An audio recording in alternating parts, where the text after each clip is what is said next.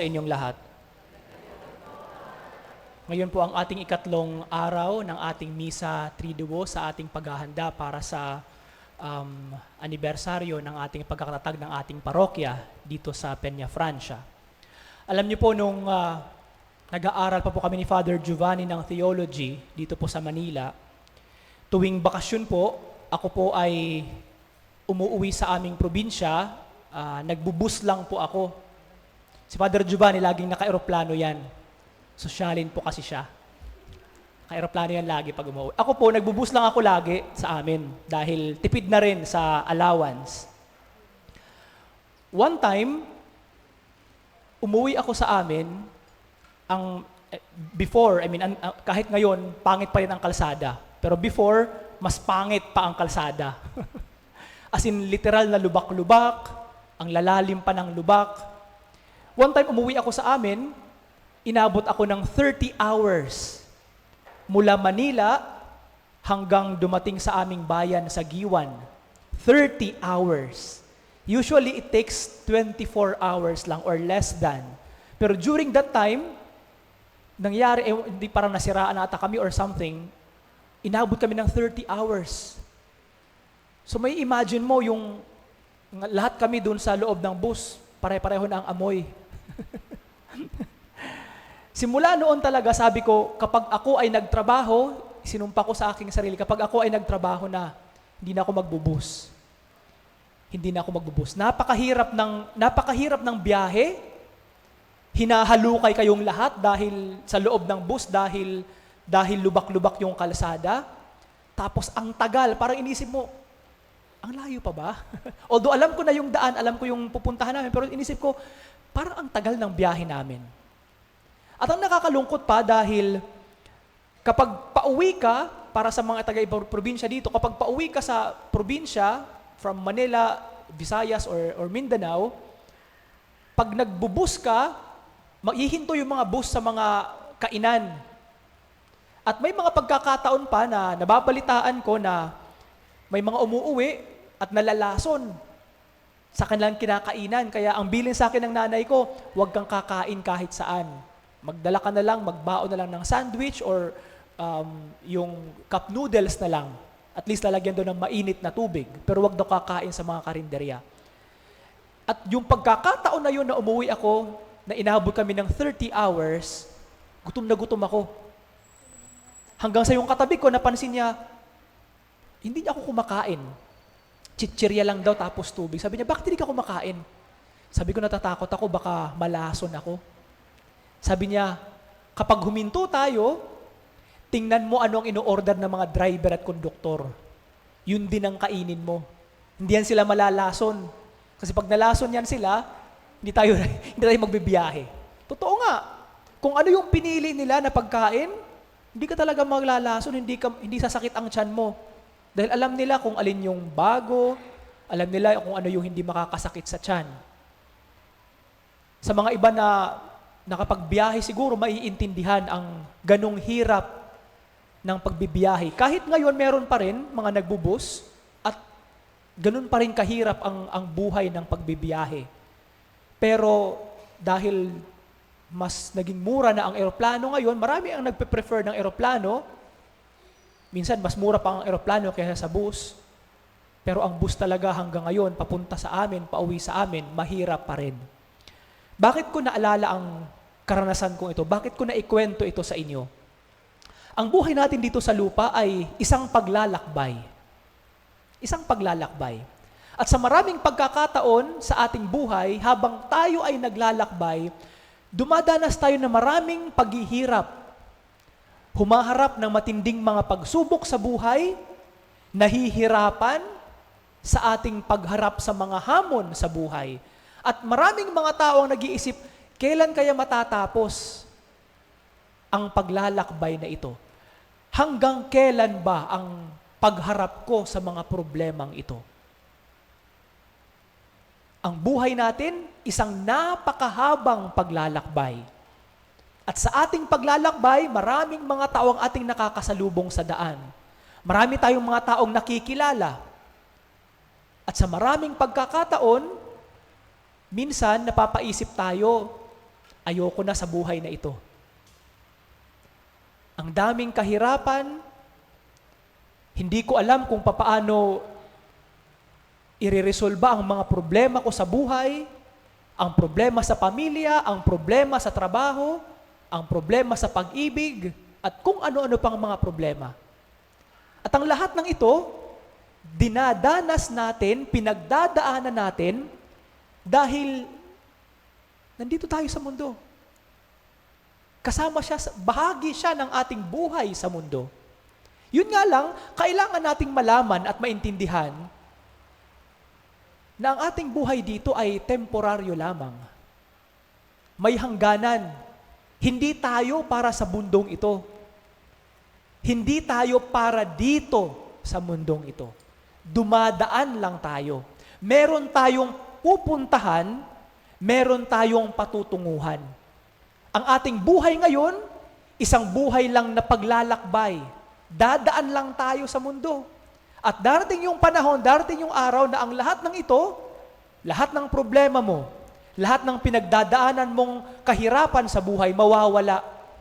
Lahat ng sakit na yung nararamdaman, mawawala iyan. Dahil, darating yung araw, mawawala tayo sa mundong ito. Dahil, hindi tayo para dito.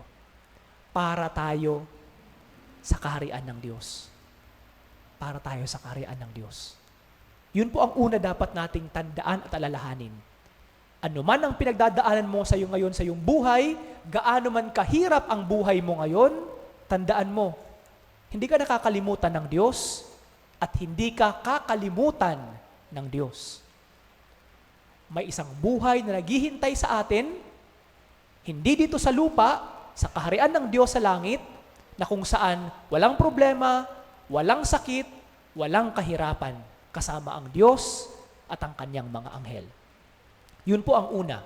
Pangalawa, habang tayo ay naglalakbay dito sa lupa, tulad ng ating ginagawang mga travel sa ating buhay, hindi pwede na hindi ka kakain. Sabi ko nga, sa karanasan ko, natatakot man akong malason, pero kailangan kong kumain. Dahil magugutom ka kapag nagbibiyahe ka. Kahit may skyflakes ka lang, may tubig ka lang, okay ka na. As long na hindi ka magutom. Sa ating paglalakbay dito sa mundo, kailangan din nating kumain. At ang pagkain na ating ginagawa, hindi lamang yung material na pagkain na pumapasok sa ating katawan at nagiging bahagi ng ating katawan. Ibinibigay ng Diyos sa atin ang tinapay ng buhay na magbibigay sa atin ng buhay na walang hanggan. Ito ay ang katawan at dugo ng ating Panginoong Hesus. Ito po ang ating tinatanggap lagi sa bawat misa na ating pinupuntahan. Ito yung katawan at dugo ni Hesus na hindi lamang nagbibigay ng lakas sa ating pisikal na pangangatawan, kundi nagbibigay din ng lakas sa ating espiritu. Lakas sa ating espiritu upang may magamit tayo na lakas sa ating paglalakbay dito sa lupa. Kapag wala ang Diyos, wala rin tayong buhay. Kapag hindi mo kasama ang Diyos, wala ring patutunguhan ang iyong buhay.